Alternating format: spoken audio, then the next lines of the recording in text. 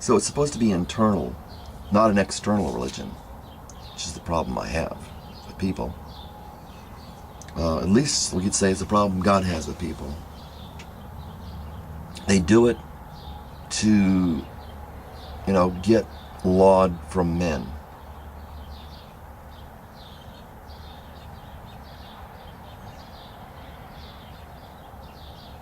So set yourself on the things that are higher rather than on female mud wrestling.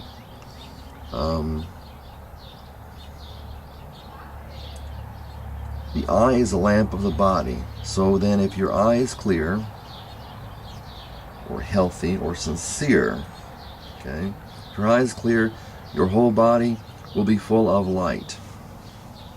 You understand what it's saying? But if your eye is bad, your whole body will be full of darkness.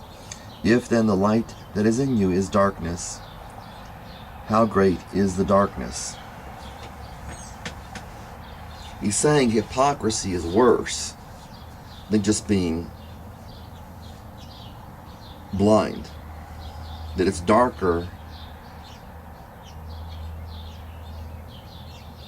in you when you call light darkness. It brings greater darkness.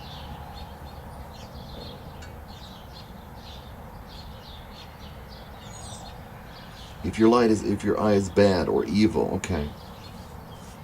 If your eye functions properly, you can use a computer, you can drive, you can watch television if you want to. You can read. It's gonna bring in a form of life into you. Reading a book, can, and I would say most of the time in my case, does nurture you. But if your eye is bad, you won't be receiving that. No one can serve two masters. Either he will hate the one and love the other, or he will be devoted to one and despise the other. You cannot serve God and wealth. So if your master is man, or your master is yourself, you cannot serve God as well. So you can look through YouTube and see who is serving themselves and who is serving God.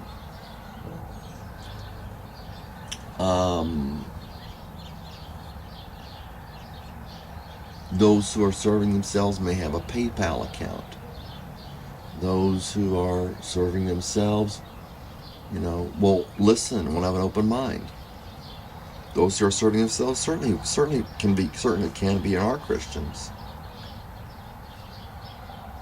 So they're not serving God when they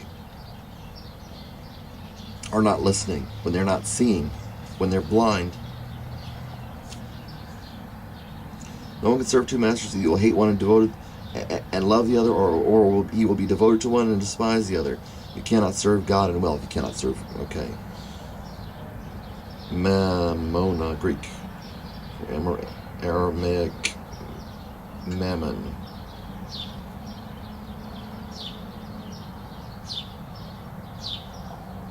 Okay. It goes back to the same thing I've been saying all along. Jesus has been saying all along here. You're not supposed to do your deeds to impress other people, or or have people or things you're serving. They're to serve you because you're greater and more important than they are. And I think we've all belittled ourselves by putting too much faith in man and putting too much faith in money.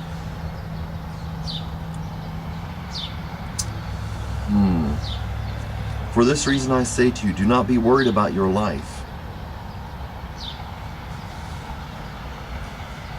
what you will eat or what you will drink, nor your body, what you will put on. Is not life more than food, and the body more than clothing? You can't serve wealth, so why are you serving it, worshiping it? Why are you focused on it? Is not life more than food and the body more than clothing?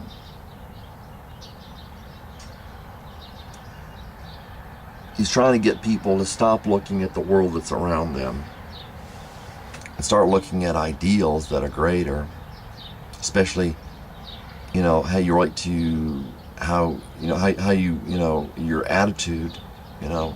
My mother would say, your attitude determines your altitude. People will say that, but they'll have a crummy attitude.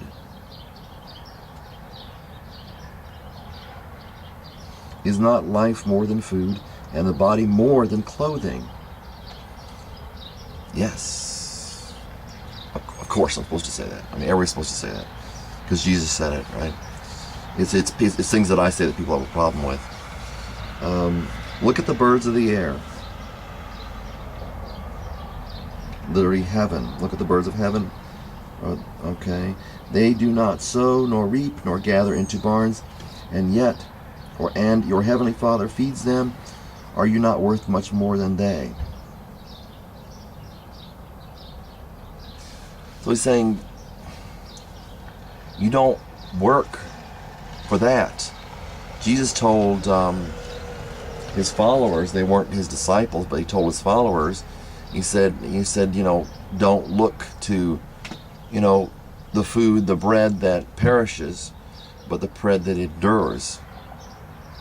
He said, I am the bread of life, Jesus said.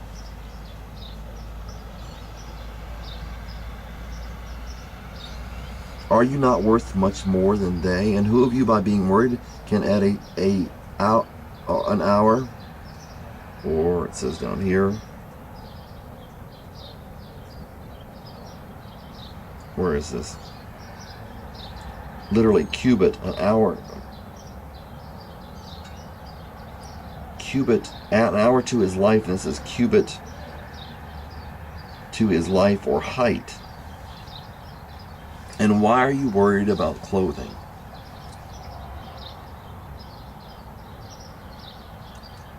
Observe how the lilies of the field grow. They do not toil, nor do they spin. Yet I say to you that not even Solomon in all his glory clothed himself like one of these. The point is that you're more important than the birds. You're more important than the lilies of the field. And yet, God is allowing the birds to live, feeding the birds, and making beautiful things that are less valuable to him than you. But if God so clothes the grass of the field, which is today and tomorrow is thrown into the furnace, will he not much more you of little faith? Do not worry then. This is a hard one for people. They don't want to admit they have problems with this. Do not worry then, saying, what will we eat? Or what will we drink? Or what will we wear for clothing? For the Gentiles, or nations, ethnos, or ethnoi, eagerly seek all these things.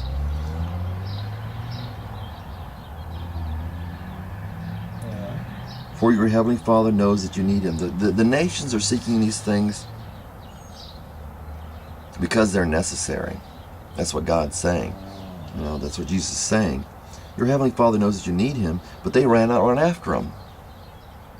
They run after him because they need him. And then they get caught up in a physical life that's devoid of anything else.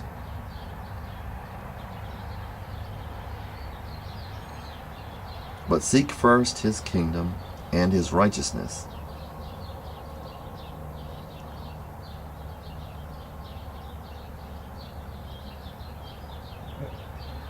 Or the kingdom and his righteousness, and all these things will be added to you.